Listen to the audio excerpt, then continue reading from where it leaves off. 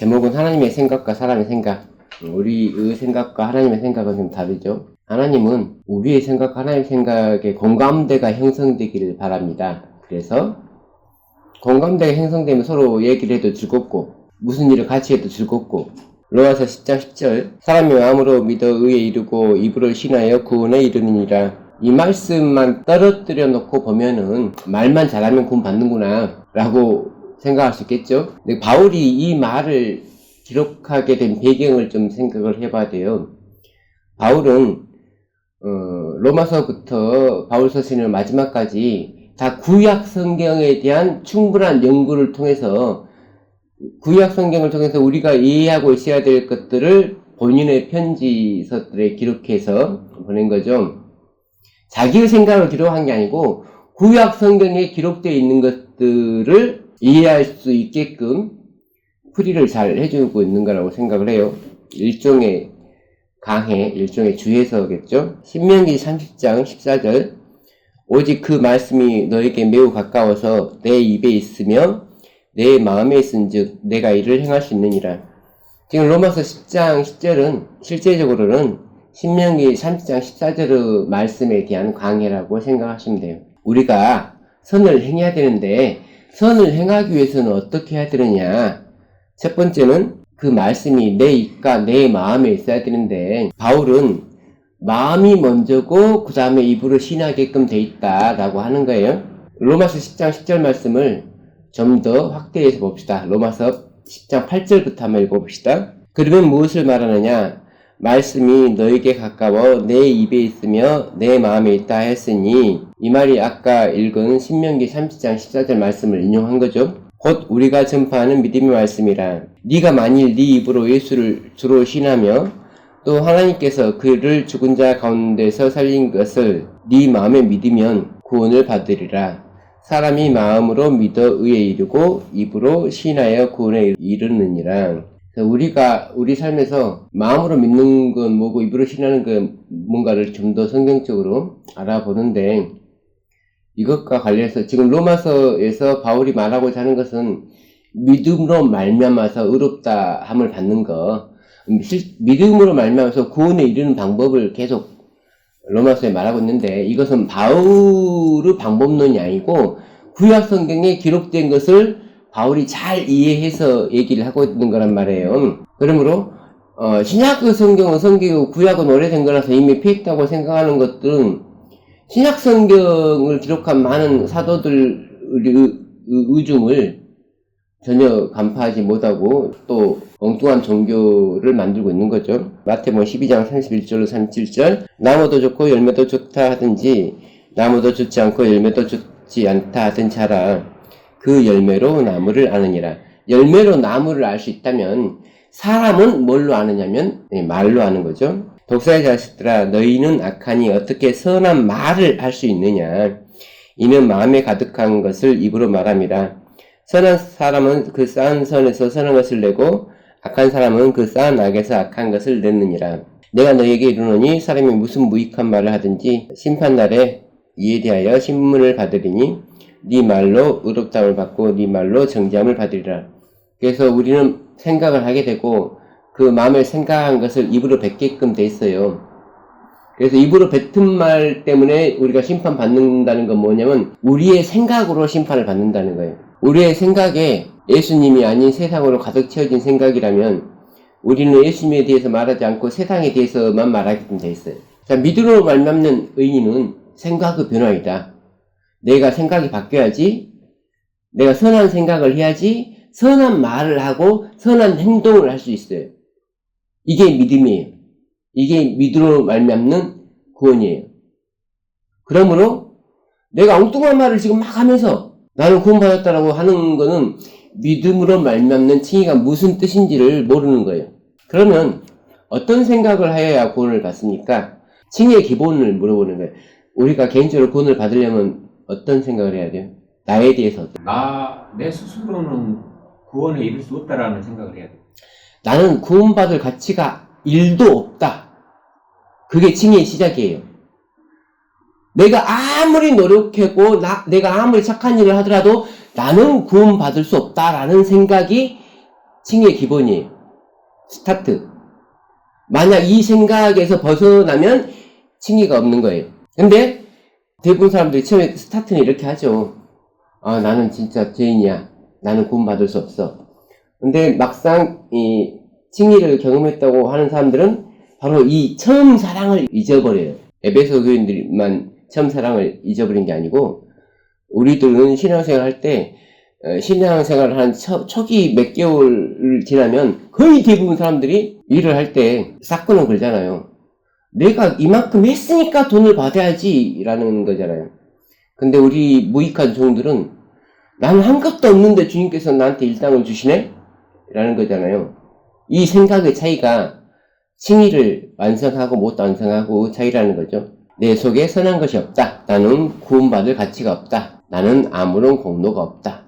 이런 생각이 나를 지배하지 않으면 내 속에서 예수님께서 역사하지를 못하신다는 거예요. 이사야 64편 6절 무릇 우리는 다 부정한 자 같아서 우리의 의는 다 더러운 옷 같으며 우리는 다 잎사귀같이 시들므로 우리의 제약이 바람같이 우리를 몰아가나이다. 우리는 더러운 옷을 입고 있습니다.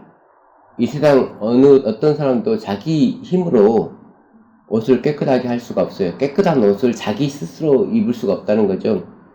스가랴 3장 1절 5절 여호수아가 더러운 옷을 입고 천사 앞에 서 있는지라 여호와께서 자기 앞에 선 자들에게 명령하사 그 더러운 옷을 벗기라 하시고 또 여호와에게 이르시되 내가 네 죄악을 제거하여 버렸으니. 자, 더러운 옷은 우리의 죄악을 의미합니다. 그런데 아까 이사야서의 말씀대로 우리의 의는 다 더러운 옷 같다 했잖아요. 그러니까 우리가 아무리 착한 일을 한다고 해서 우리 옷이 깨끗해지지 않는다는 거예요.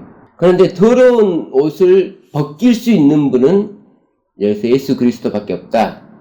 예수 그리스도만이 내가 네 죄악을 제거하여 버렸다 라고 말씀할 수 있는 거죠. 우리가 우리 죄악을 제거할 수 있는 게 아니고 예수님이 우리 죄악을 제거할 수, 하나님만이 너에게 아름다운 옷을 입히리라 하시기로. 그래서 우리에게 의의 옷을 입히시는 분은 예수님이시죠. 그래서 우리가 어떠한 우리 자신의 노력으로도 안 되는 걸 예수님께서 해주시는 거, 은혜로 구원시켜주시는 거, 이것을 우리는 칭의라고 한단 말입니다. 우리가 의로운 이유는 우리가 의로운 행동을 했기 때문이 아니고 예수님께서 우리를 의롭다 하셨기 때문에 의로운 건데, 예수님께서 우리를 의롭다라고 하셨는데 우리의 생각이 바뀌겠죠.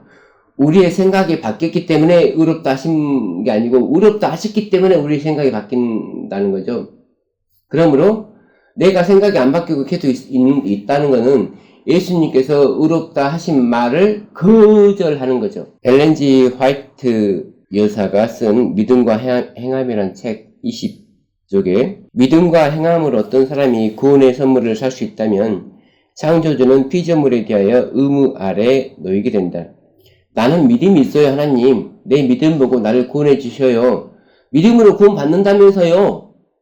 라고 하는 것은 하나님이 저 친구는 믿음이 있네. 그럼 내가 구원시켜 줄 수밖에 없겠네. 나는 의무감을 지게 한다는 거죠.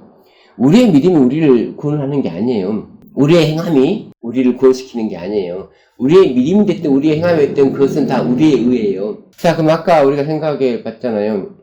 우리는 구원받을 만한 아무런 가치도 없고 공로도 없다. 그럼 우리는 구원받을 만한 믿음이 있는가? 지하들은 왜 믿음이 없었을까? 왜 믿음이 적었을까? 그 생각이 정답이 아니고 나는 믿음이 있나 없나를 먼저 생각을 해봐야 되는 거잖아요. 저는 믿음이 없습니다 라고 말하는 건 겸손한 척 한 걸 수도 있죠. 근데 아까 말했듯이 나는 정말 구원받을 가치가 없다라고 생각하는 거는 겸손이 아니고 진짜 자기 자신을 그렇게 생각해야 된다는 거죠. 근데 내가 나를 낮추는 것은 내 자아를 십자가에 못 박는 것은 내 자아를 포기하려면 뭘 해야 되는 거죠? 그러니까 내가 무가참을 느끼고 칭의를 잊기 위해서는 뭘 해야 되는 거냐는 거죠. 우리 자신이 무익한 종이라고 느낄 수 있으려면은 어떻게 해야 되냐는 거죠. 우리가 교회에 들어와서 한 몇 개월 동안은 칭의를 경험하는데 그 후로는 칭의를 벗어나 버리잖아요. 칭의를 잃어버리잖아요. 그러면 내가 계속적인 칭의의 상태에 있기 위해서는 무엇이 필요하냐고요. 그분과의 끊임없는 교제가 필요한 거예요. 날마다 성경을 연구해서 나 자신이 무가치하다는 사실을 날마다 깨달아야 된다는 뜻이에요. 누가복음 9장 23절 또 무리에게 이르시되 아무든지 나를 따라오려거든 자기를 부인하고 날마다 제 십자가를 지고 나를 따를 것이니라. 자아를 십자가에 못 박는다는 말은 뭐냐면 나는 죽고 예수님은 산다 뜻이에요. 나를 통해서 내가 아닌 예수 그리스도가 드러나게 해야 된다는 뜻이에요. 그러니까 저 사람은 의인이다, 의롭다고 칭함을 받았다, 하나님께서 저 사람을 의인이라 부른다, 하나님께서 깨끗한 옷을 입혀주셨다라는 것을 우리는 어떻게 하냐면 저 사람을 통해서 저 사람의 것이 보이는 게 아니라 저 사람을 통해서 예수 그리스도가 보이게끔 하는 거예요. 그렇게 예수 그리스도가 생각나게끔 하는 사람을 우리는 그리스도인이라고 합니다. 이것이 칭의입니다. 칭의는 남들이 모를 수가 없는 게 칭의예요. 내가 마음으로 믿어 의에 이르 그걸로 끝나는 게 칭의가 아니고 입으로 시인해야 되는 거예요. 행동으로 나타나야지 구원에 이르는 칭의가 되는 거예요. 이 칭의는 나의 무가치함을 느꼈을 때 비로소 성령님이 나를 통해서 역사하는 능력이다. 개인의 구원과 단체의 구원. 우리는 칭의라고 하는 걸 개인의 구원에 적용을 시키죠. 이 칭의를 잘 이해하기 위해서, 그러니까 성경은 죄의 용서를 잘 이해하기 위해서 여러 가지 예화를 사용하는데, 불치병에서 고침을 받는 거, 도저히 갚을 수 없는 빚에서 상감받는 거, 죄에 대한 용서를 설명하기 위해서 그런 예들을 사용하는 거예요. 우리가 도무지 이길 수 없는 적과 싸워서 이기는 거. 그래서 칭의는 뭐냐면은 결국 죄의 용서함을 받는 건데 그 죄는 내 능력으로는 벗어날 수 없는, 그러니까 달리 말해서 내가 선하게 되는 것은 내 능력으로 될 수 없다는 걸 깨달았을 때야 되는데, 이걸 더 자세히 설명해 주는 게 단체의 구원이라는 개념이죠. 우리는 개인적으로 구원받습니까? 단체적으로 구원받습니까? 구원은 개인적이다라고 생각하는 분은, 그렇다면 이스라엘 백성은 애굽 땅에서 개인적으로 구원받았습니까? 단체적으로 구원받았습니까? 라는 질문에는 생각해보니까 한 명 한 명 나온 게 아니고 단체로 한날 한시에 1월 15일 안식일 밤에 보름달이 떴을 때, 그래서 개인의 구원을 이해하기 위해서는 우리가 단체의 구원을 이해해야 된다는 거예요. 내가 태어나 봤더니 우리 아버지가 이스라엘 사람이고 내가 태어난 땅은 이집트 땅이에요. 그럼 내 신분은 노예야. 나의 의지와 아무 상관없이 나는 노예 생활을 하는 거예요. 근데 어느 날 갑자기 모세가 나타나더니 하나님께서 우리 백성을 출애굽시키라겠다. 그때부터 막 하늘에서 막 우박도 쏟아지고 나이랑 물도 피로 변하고 막 이들도 박실박실한데 옆집 사는 애굽 사람들은 다 괴롭힘을 당하고 있는데 나는 노예지만 우리 아버지가 이스라엘 사람이고 우리 하나님이라서 10개의 장에 끄떡이 없었다는 거죠. 이 말은 뭐냐면 우리가 개인의 구원을, 칭의를 우리가 아무리 잘 설명해줘도 내가 왜 구원을 받는지를, 어떻게 구원을 받는지에 대한 사람들이 이해를 못하는 거예요. 그래도 우리가 뭔가 해야지. 우리 하나님 말씀을 잘 들어야지 하나님이 우리를 용서해주고 구원해주는 거지, 우리를 못 보고 용서를 해줘. 그래서 단체의 구원을 성경에 끄집어 넣는 거예요. 네가 아무런 지은 죄가 없는데, 그러니까 아무런 지은 죄가 없는 태어난 아이가 며칠 만에 죽었어요. 왜 죄 때문에 죽은 게 아니야. 아담이 이 세상에 사망이 오게 했기 때문에 죽은 거예요. 아담의 죄 때문에 이 아이가 죽은 거야. 그렇다면 아담의 죄 때문에 이 아이가 죽어야 된다면 예수 그리스도의 공로로 인하여 우리는 구원을 받아야 되는 거예요. 그걸 깨닫게 하기 위해서 나와 아무런 상관없는 개념을 끌어들이는 거예요, 하나님께서는. 그래서 단체의 구원을 우리가 깨달아야 되는 것은 개인의 구원을 위해서 깨달아야 되는 거예요. 그러므로 단체의 구원을 이해하지 못하는 사람들은 개인의 구원도 이해하지 못하는 거예요.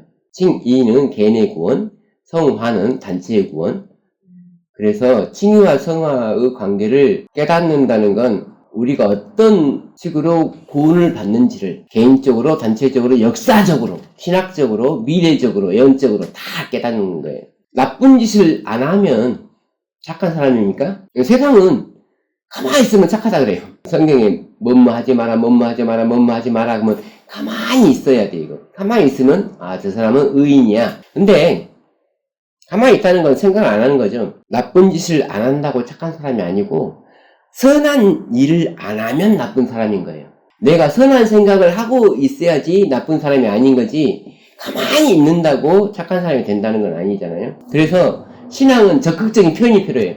그리스도인이라는 표현을 입으로, 행동으로 계속 해야 돼, 신앙은.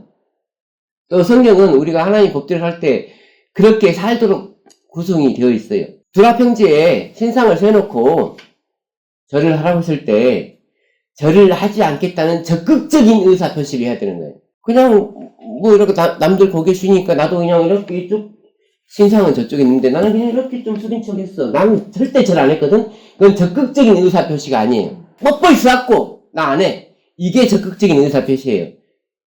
짐승의표가 주어졌을 때 나 일요일엔 교회 안 가! 라고 확성기로 떠들어야지 적극적인 표시예요. 일요일에 교회를 안 가긴 안 가야 되는데 가는 척 하다가 중간에 빠져갖고 바쁜 일이 있어, 갑자기 바쁜 일이 생겨갖고 안 가는 게 아니라 그건 비적극적이죠. 그래서 의인은 적극적인 의사표현을 하는 게 의인이에요. 적극적인 의사표현을 하기 위해서 적극적인 생각을 하지 않으면 안 된다는 거예요. 어떤 죄는 그 사람과 일부 사람에게만 피해를 주는 죄가 있고, 어떤 죄는 그 죄를 용서했다간 그 민족 전체를 멸망케 할 죄가 있어요. 그래서 개인의 죄는 필연적으로 단체의 구원에 영향을 주게끔 돼 있어요. 7장 25절 여호수아가 이르되 네가 어찌하여 우리를 괴롭게 하느냐, 여호와께서 오늘 너를 괴롭게 하시리라 하니 온 이스라엘이 그를 돌로 치고, 그래서 한 사람의 죄 때문에 온 회중이 망해요. 그래서 죄는 개인의 죄, 단체의 죄가 따로 있는 게 아니고 개인의 죄가 단체의 죄고 단체의 죄가 개인의 죄예요. 칭의가 성화이고 성화가 칭의예요. 구원을 10원짜리 동전이라 했을 때 이쪽으로도 보여주고 이쪽으로도 보여주는 거예요. 근데 10원짜리는 숫자 10이 써졌어. 어떤 사람은 10원짜리는 탑이 그려졌어. 그래서 이걸 극단이라고 해요. 양극단. 어떤 사람은 10원짜리는 숫자 10으로만 이해하는 사람들이 있고, 어떤 사람은 탑으로만 이해하는데, 어떤 사람은 구원을 칭의로만 이해하고, 어떤 사람은 구원을 성화로 이해하는데, 칭의와 성화가 구원의 이 양 국면이에요. 구원을 이해하기 위해서 우리는 칭의를 알아야 되고, 칭의를 이해하기 위해서 성화를 알아야 되는 거예요. 이 칭의와 성화를 두 개 다 이해했을 때 우리는 구원을 이해하게 되는 거예요. 그러면 한쪽 면만 보고 항상 구원을 한 부분으로만 이해하게 되면 그건 100% 완전히 이해하고 있는 게 아니라는 거죠. 마태복음 22장 2절로 14절 정국은 마치 자기 아들을 위하여 혼인잔치를 베푼 어떤 임금과 같으니 그 종들을 보내어 그 청한 사람들을 혼인잔치에 오라 하였더니 오기를 싫어하거늘 다시 다른 종들을 보내어 이르되 청한 사람들에게 이르기를 내가 오찬을 준비하되 나의 소와 살찐 짐승을 잡고 모든 것을 갖추었으니 혼인잔치에 오소서 하라 했더니 그들이 돌아보지도 않고 한 사람은 자기 밭으로 한 사람은 자기 사업을 하러 가고 그 남은 자들은 종들을 잡아 모욕하고 죽이니.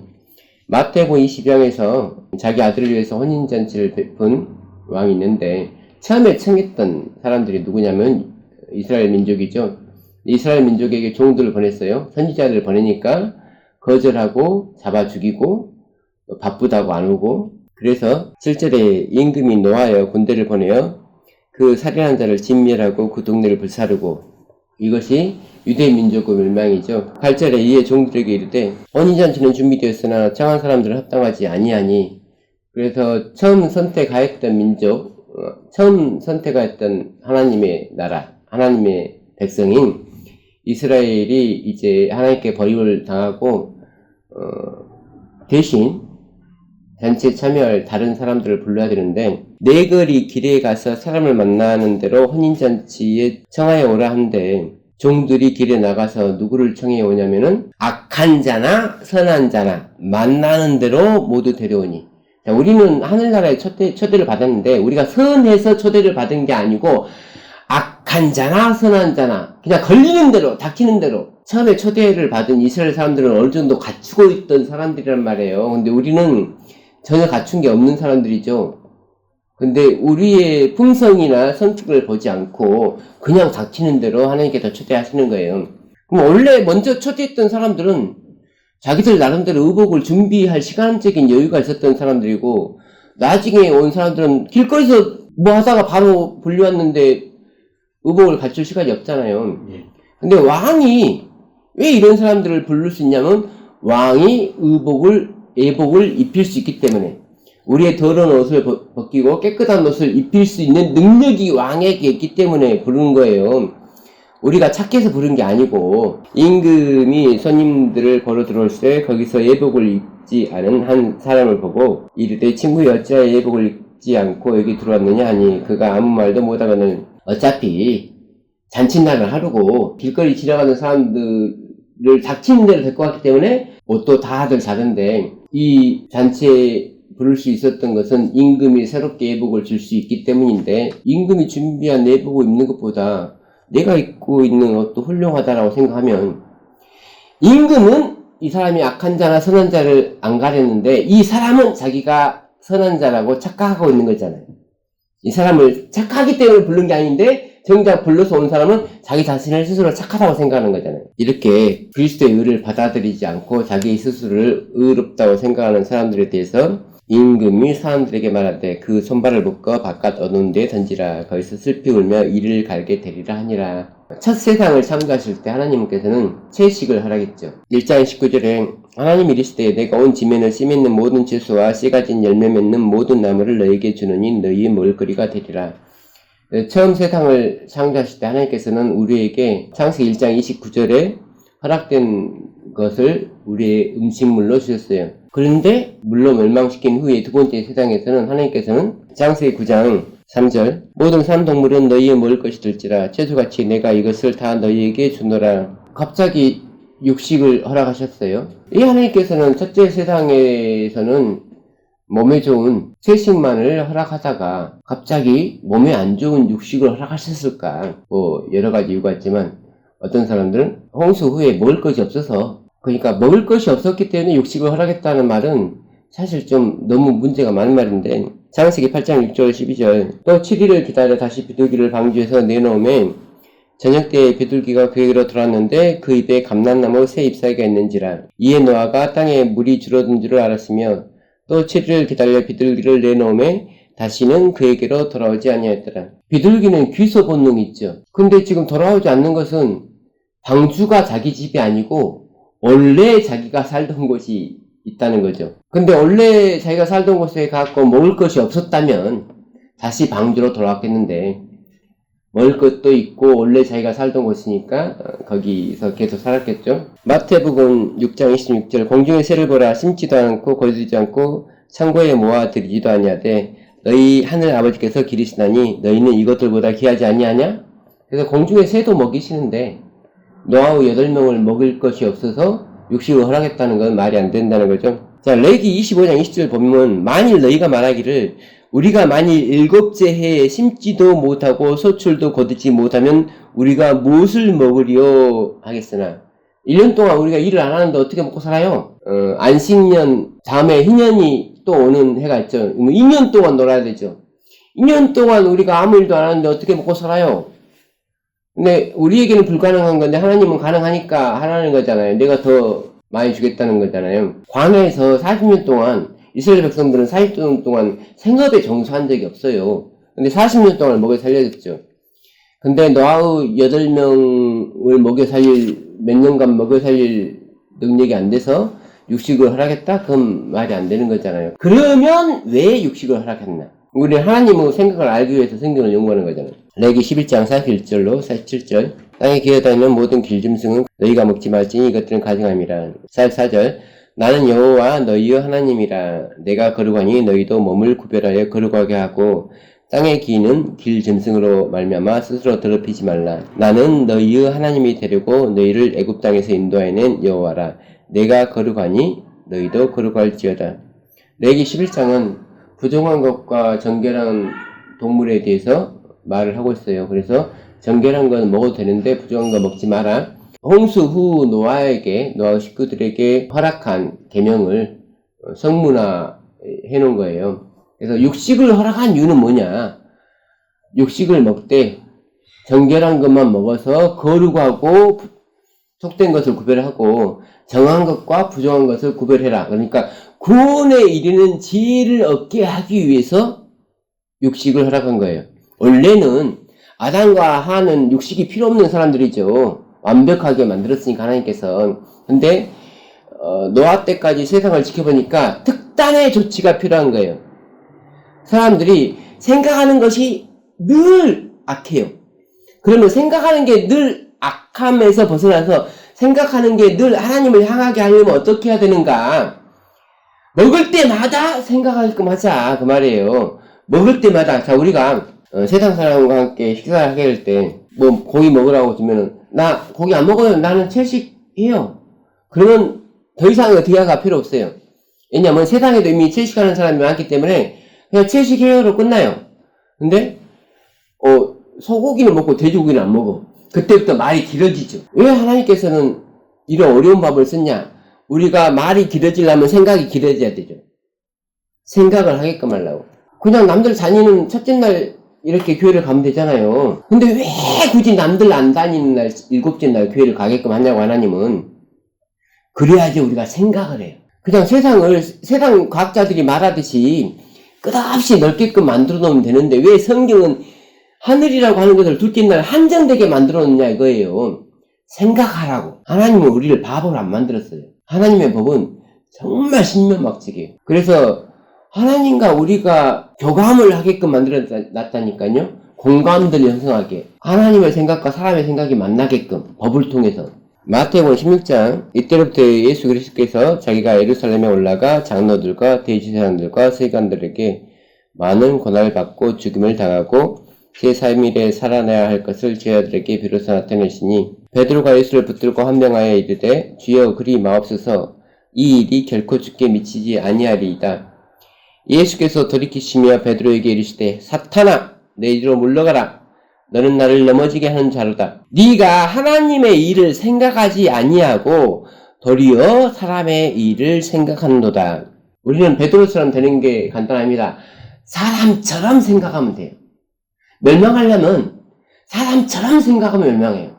구원 받으려면 하나님처럼 생각하면 구원 받아요. 내가 하나님처럼 생각하면 하나님처럼 말하게 돼요. 이 예수께서 제자들에게 이르시되 누구든지 나를 따라오려거든 자기를 부인하고 자기 십자가를 지고 나를 따를 것이니라. 그래서 하나님처럼 생각한다는 것은 나처럼 생각하지 않는다는 거고 나의 십자가를 지고 예수님을 따르는 거예요. 그러므로 우리가 예배당에서 안식일에 모여서 얘기할 때 내가 보이면 안 되고 내 생각이 보이면 안 되고 하나님의 생각, 결국 칭의나 성화나 하나님처럼 생각해야 되는 거예요. 결론적으로 로마서 10장 10절에 나와 있는 사람이 마음으로 믿어 의에 이르고 입으로 신하여 구원에 이르니라는 말은 우리가 어떻게 생각하느냐에 따라서 성경을 어떻게 연구하느냐에 따라서 우리의 의가 결정되고 우리의 구원이 결정됩니다. 라는 말로 대신할 수 있습니다. 감사합니다.